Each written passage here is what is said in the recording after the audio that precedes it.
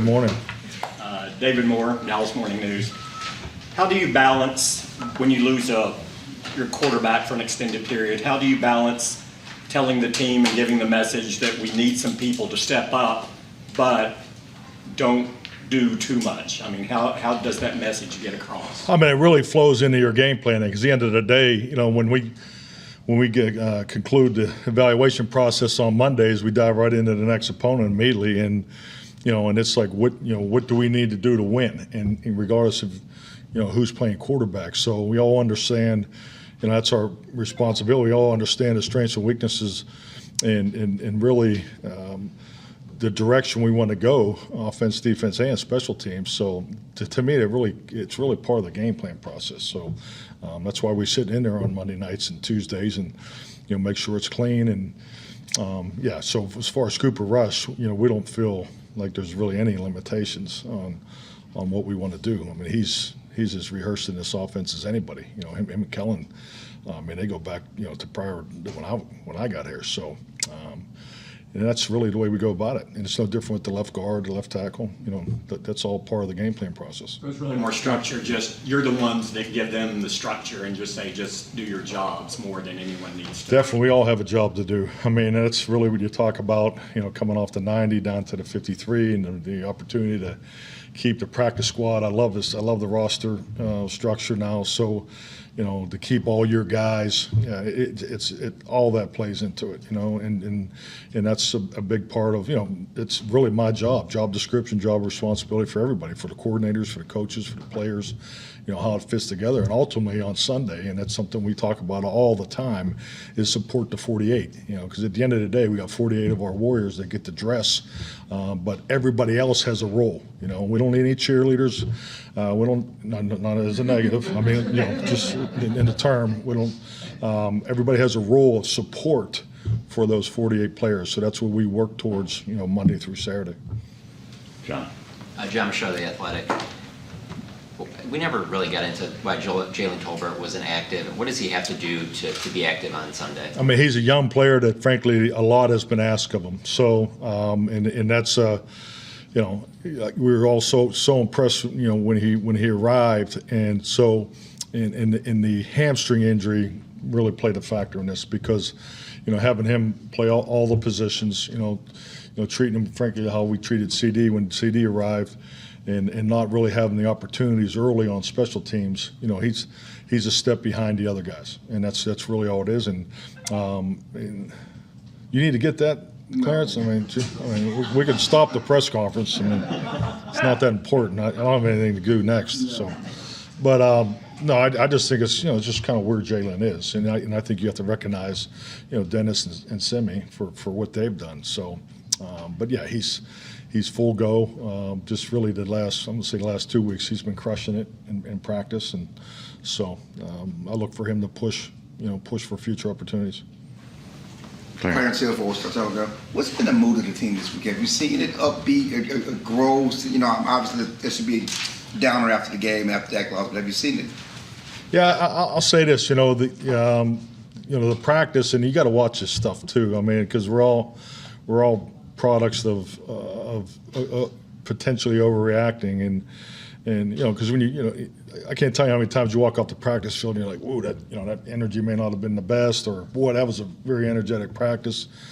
And unfortunately, the video, and fortunately and unfortunately, I sound like someone I used to work with. But anyways, fortunately, I'm covering both sides of this. But you watch the video and it's the opposite. So my point is, like the work yesterday from the video and the energy and the GPS was actually excellent, but it didn't feel that way. So that's like anything. So that tells me, okay, we're all looking too hard. Let's just let's keep we talk to the players all the time about trust your training, stay with it. We lost the game to an excellent football team, a very experienced football team, and so we evaluated that on Monday. So I thought our work was really good yesterday, but this is the most important day. This is the padded work. But yeah, so the mood, they're into it. I mean, we had the team meeting. We had a unique thing today, and just one of the players shared something. I'm not going to get into it. If they want to get into it, I'm sure you can ask them in the locker room. But so the energy and the outlook. I mean, we're focused on beating the Bengals. Mike, Jory Epstein, USA Today. We hear a lot about Cooper knowing the offense, Cooper being cerebral. Can you give us an example of a time, whether it was in practice or in a meeting, that he brought something up that showed you his understanding of the offense? I mean, almost daily. Something we always done, and Kellen and Doug do the same. Is your backup quarterback is part of the presentation process. During the course of the week. So on Friday he'll do a blitz review. So I mean it's then your third quarterback he has a presentation responsibility too. So it's once again it's all about growth and development. Every position room has that concept that's part of that part of that. So yeah, and Cooper is. He does an excellent job of that. But there's questions that come up during the week, so it's, I don't think there's, but that's what the quarterback room looks like. There's a lot of collaboration. Related question on that.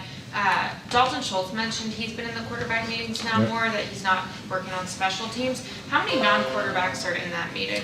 Well, I mean, it's funny Dalton brought that up because I know I've talked about Zeke being in there, and Dalton's been in there with Zeke, so I hope I don't offend Dalton's feelings, Dalton's quarterback smart. I mean, it's great to have those guys in there, and actually L. Dub comes in there too, Lunda, his position coach. So this is more training camp, and I just love that part of it because there's always a good question, and they listen mostly, but I think it's excellent. I think it just tells you about our teaching environment.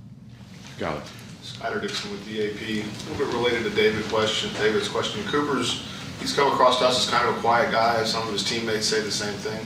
How does that personality translate to what his job is here, which is just kind of steady the ship and keep it going? I think like anything, when you look at a room and you're trying to, there's development involved. I mean, different personalities, I think, makes the best. I think if you have too much of one personality, it's convenient, it's comfortable, but I think it can limit your growth. So I think if you look at Cooper's personality aligned with Dak, I mean, that's a very good blend. So that's the first point. Second point, Cooper's strength is his confidence in his detail. I mean, when he steps in, because so much about the command of the huddle is goes from the play entry of the coordinator to the quarterback, because the players can hear it. They can hear the play coming in, but then as how the quarterback takes that play into the huddle. So one thing about Cooper, and you can see it just the way he plays, but he's very consistent. So there's definitely a steadying of the ship personality in him, and what's good about it, he's that way every day. So I think his personality is excellent. And I think it's a great fit for Dak, and I like the way the rooms are built. Got it. Mike Todd Archer with ESPN. I'm not asking if Diggs is going to follow Chase around the field, but when you look at potentially doing that, what are the things you have to take into consideration around making that kind of move? I mean, everything, to be honest with you. I mean, you got to remember, Dan and the staff and the defensive players, there's, some coordinators I've been with, whether it's an offensive normal non-distance packages or your defense in their concepts, how they do it. Some guys call it the dirty dozen. Some guys call it the terrific 20. What I'm talking about is, there's calls that we've been working on since April. So you want to live in that as much as you can, because that's where the reps, that's where the instincts and awareness is at its highest level.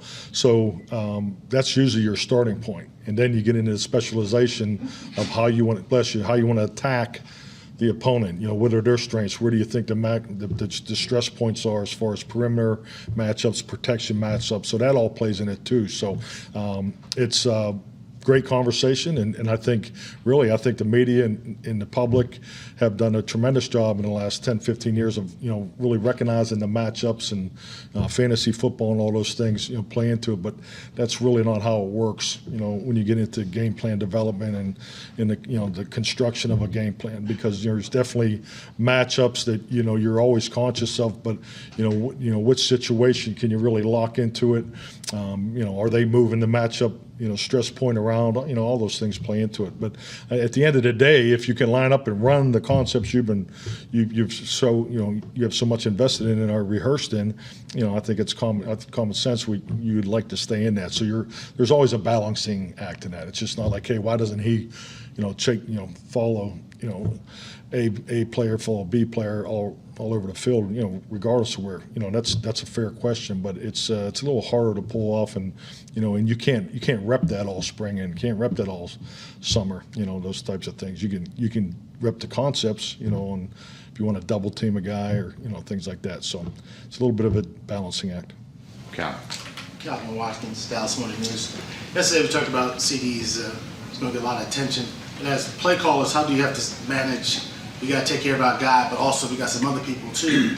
We want to get involved. Yeah, definitely. I mean, that's a little bit, going back to Todd's question. I mean, that's the construction of a game plan. I mean, that's, first time I ever saw was, Paul Hackett, and he always talked about in San Francisco, they had the Jerry Rice list and John Taylor. And, so, those, that is carried forward for generations on, that's why you have more than 2 pages on your call sheet. If you look at call sheets, I never looked at the call sheet as a call sheet. I looked at it as a worksheet. When you work on it throughout the week, that's why it's 6 pages instead. I mean, you really use 2 during the game, but those with the other categories. I know personally what I would carry on. Hey, make sure you get the ball to, CD. Make sure here's the top 10 throws. You already have the plays on the call sheet, but they're good reminders how you list, plays for Tony, plays for Zeke, plays for CD, plays for Dalton. So that's all part of the game plan process. I want to follow up. Did Gallup do any team yesterday?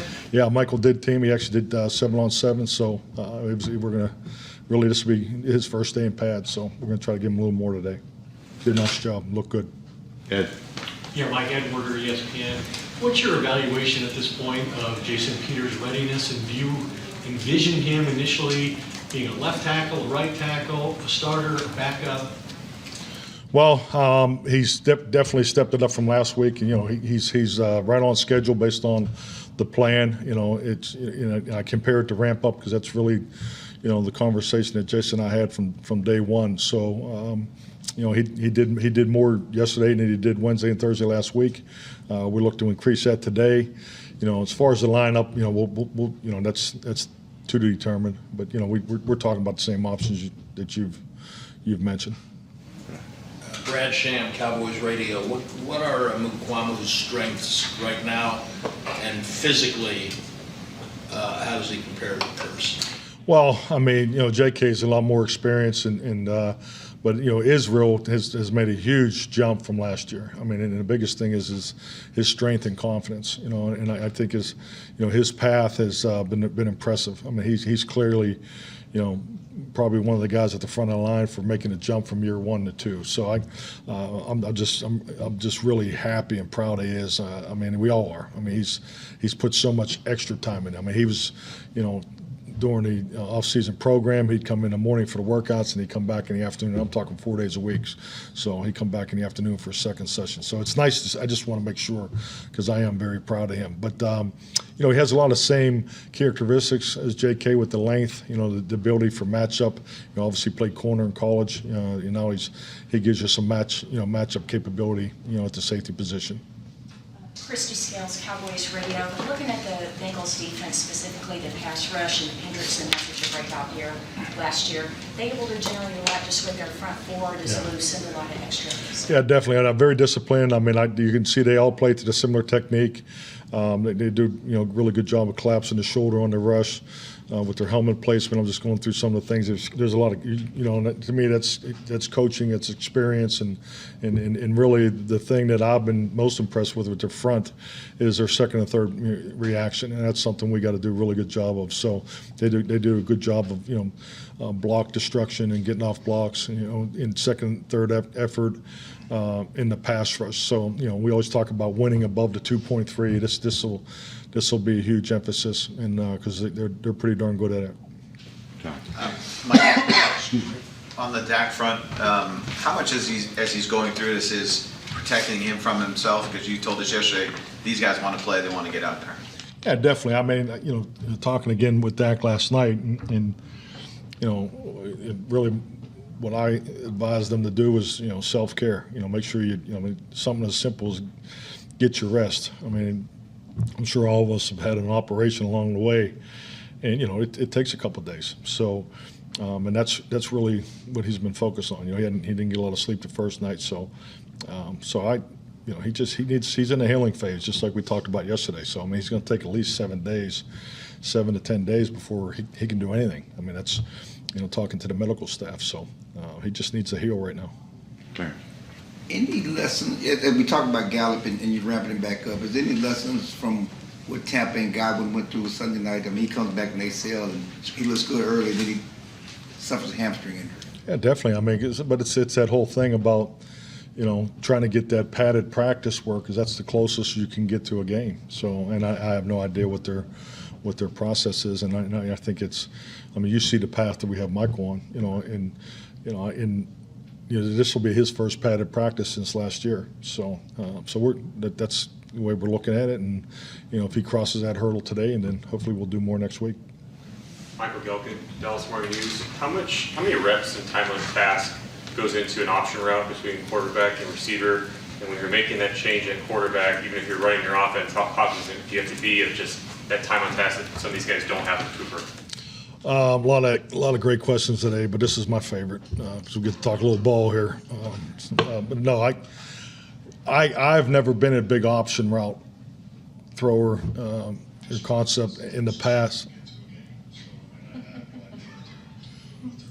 Technology. I can't get enough of it. We got McCarthy and stereo. Yeah, it's a little weird hearing your voice, but option, to answer your question, option routes take a lot of time. And option, if you're in the traditional West Coast offense, it's. I gotta go listen to you again. I tell you, we need to win this week because this thing's turning into a zoo in here. But yeah, but option routes. So. They take a lot of time, Michael. Yeah, no, definitely. I mean, if you're going to run option routes, you need to live in that world. That's been my experience. You can't dabble on it. Option routes are really not part of the old traditional West Coast offense. I've had quarterbacks in the past that didn't really like them, and it's really about the connection that they have with the receiver. I've been in systems where only certain guys run them.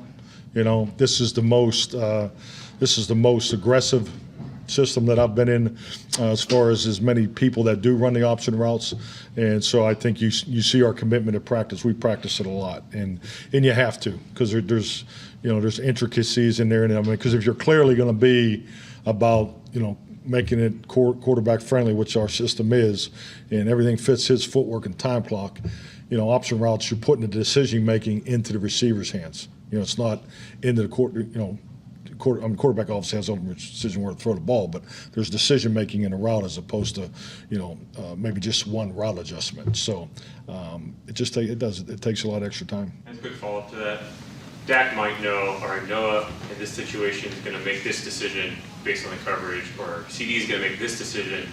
Does Cooper have that same knowledge with all his guys, or just as a reality of time on task, does he not? Absolutely. I mean, obviously, we wouldn't be in it if we didn't think so. So, and it's really not the understanding, because we're definitely way far enough down the line that clearly have an understanding. Versus, you got the release versus bump, and then you got to attack the leverage. Then you got to reset the stem, and then the decision's made. So, and obviously the decision's being made as they come up. They reset the stem. So, we're all in tune with that. But it's different footwork. I mean, they're really the balance of the third and fourth step in the cleats in the ground, and the ability to react to a guy that maybe doesn't push the stem as long, comes out early, as opposed to someone that's really taking their time and getting their depth and then comes. So those are the intricacies of why there's so much time that goes into that route. It's really the quarterback footwork and the accuracy, because at the end of the day, you're running option routes for a reason. You're running for man and match coverage, which you're going to see most of the time in this league. So and they have to have the ability and awareness to punch and pivot and give the quarterback the window to throw versus zone. Good morning, Coach. Patrick Walker, DallasCowboys.com. A couple quick questions. One, as Jason Peters continues his ramp up, did he take a step forward and do anything more so on Wednesday than he had done to this point? And James Washington, we saw him out there doing some work. How's his progression coming? Yeah, James is moving forward. I think we're going to do a little more with him next week. But Jason did. He took a lot more individual So, the pad to work is obviously the most important for him today, so we definitely want to ramp it up some of the individual. And that's the plan. But, he's got to warm up, and there's a prehab segment, with Brett that he goes through, and then there'll be some decisions made from that too. That it? Is Jason working the right and left tackle or just left tackle? What is he, Peters? Can't tell you, man. Not yet. Thank you. That says a lot, though. Thanks, Mike. Sorry about that, guys.